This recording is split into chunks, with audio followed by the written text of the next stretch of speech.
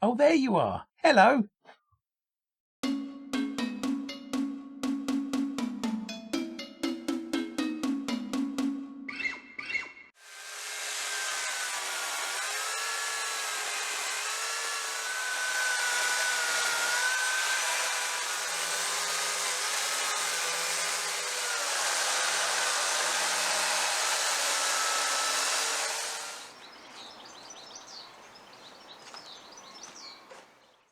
Bit of an ugly lump today.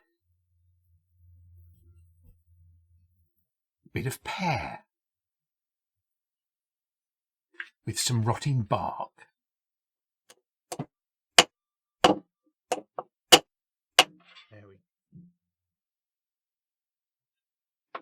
Nasty little lump there that I left from the chainsaw. That's not very good chainsawing.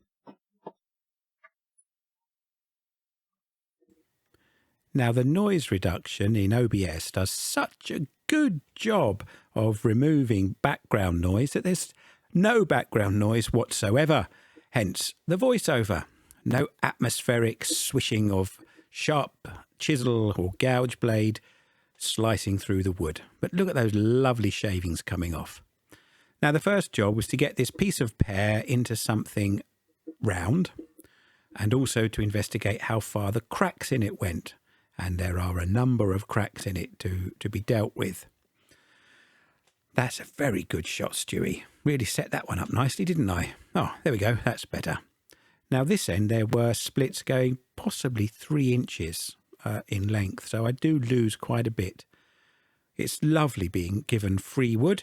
Who doesn't like getting free wood?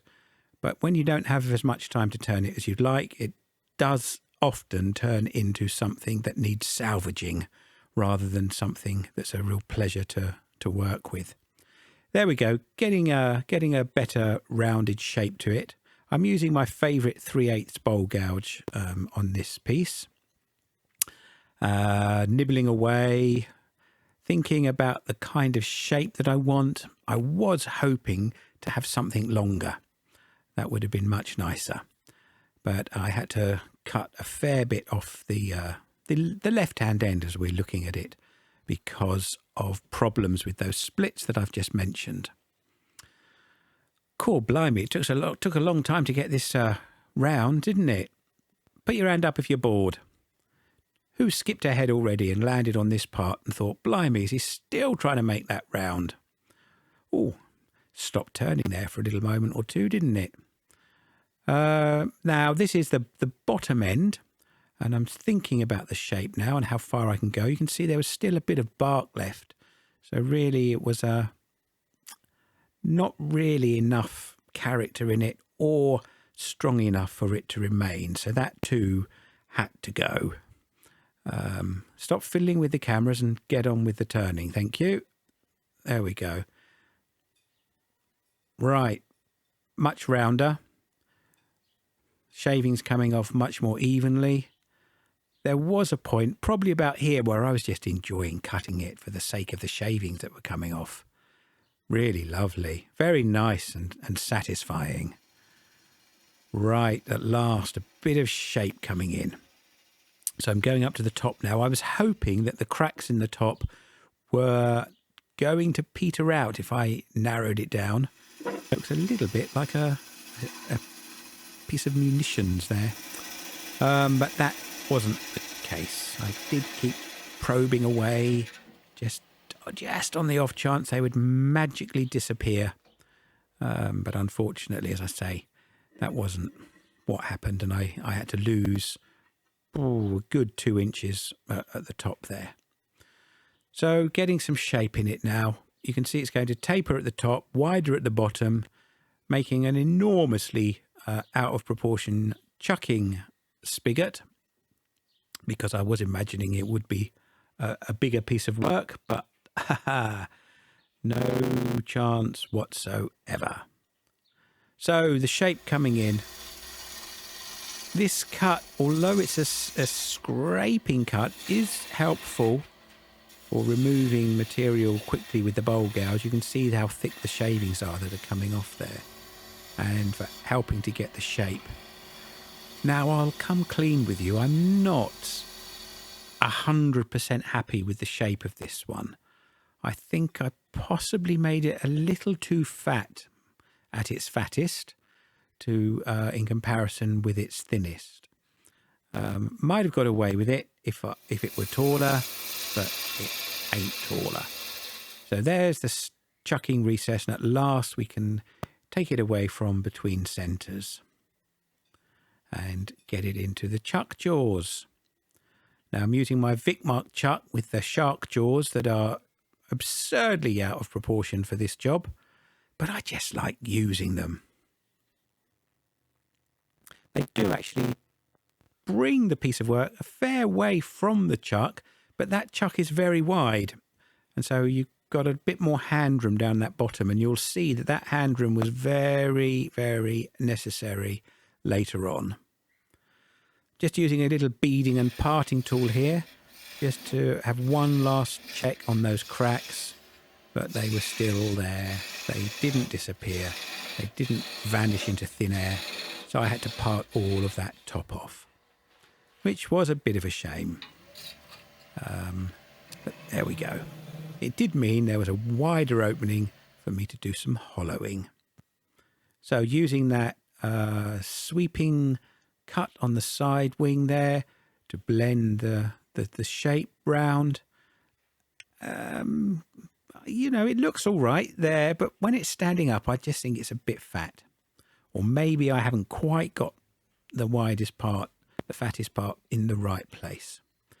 Bit of sanding. Hands up if you love sanding. Right, now drilling out with a Forstner bit, which seemed like a good idea at the time because they're very sharp. But I have found a little irritation with using the Forstner bit, which is it cuts a flat bottom as wide as the Forstner bit. You get a little tiny hole in the middle from that front spur. It would probably be better to use just a regular twist Bildrit. It could be bigger, just so that you haven't got a flat to try to work with at the bottom.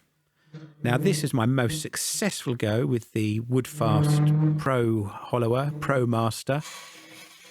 It gives the most amazing shavings, as you can see there, and it kept clogging up and filling up. But they're very easy to deal with compared to fine dust and chippings. Just got to get the cutter in the right position and a bit more practice, and I'll probably be able to do it a bit more with a bit more repeatability. I was going to say regularity, but that didn't feel right in my head. There you go. Look how thick those shavings are that are coming off. I probably could move that brass shroud on the top just to limit the cut a little more. But it made very, very short work of hollowing out this. I blended my cuts with a Crown Midi Revolution with a scraper tip on that was freshly sharpened. And then sanding. Now, I do need to make myself some sanding arbors for use inside these shapes. You'll see me sanding a bit later on with a sanding stick, which is fine. There it is. But it's straight, and the walls aren't straight. So I really need something that's got a bit of a curve or a belly on it. That would do a better job of sanding. And you do want to get the sanding on the inside as good as on the outside.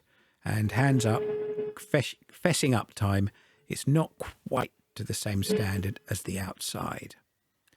Now, the nerve-wracking part of shaping the bottom.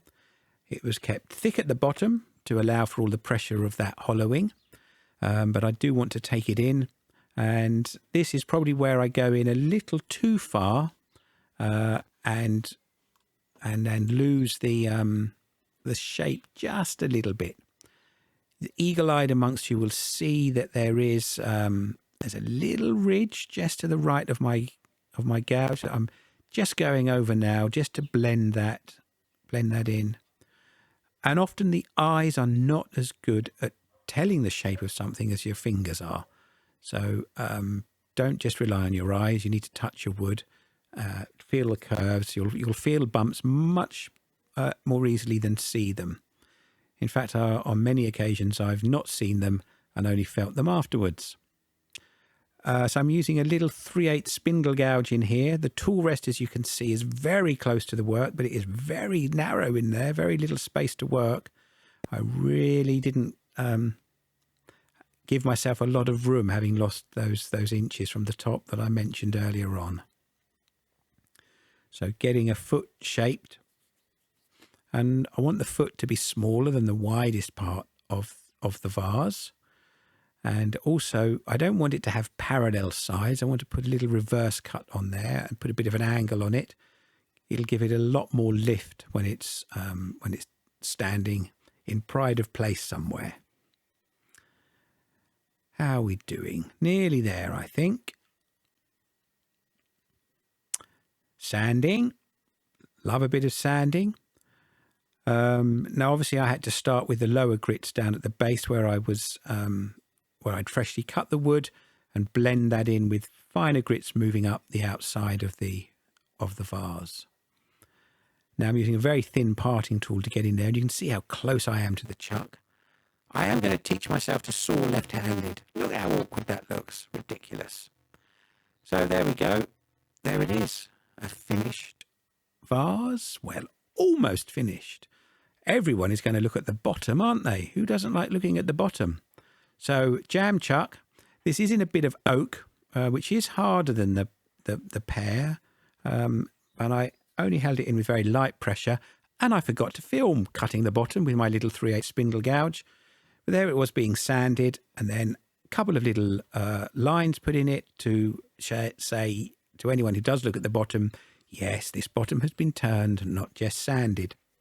And then sanding away the little nub that was left from the live centre. Well, here it is. My little pear vase. Very nice, very pleasing shape again. Having fun honing these hollowing skills. Still not there. And I probably could do a better job with sanding inside there. That's for another day. And the eagle-eyed amongst you won't have failed to notice that there's no finish on this yet. Let me know what you think I should do with it in the comments. And if you're new here, please like, share, subscribe. Be part of the fun. Until next time, thanks for watching.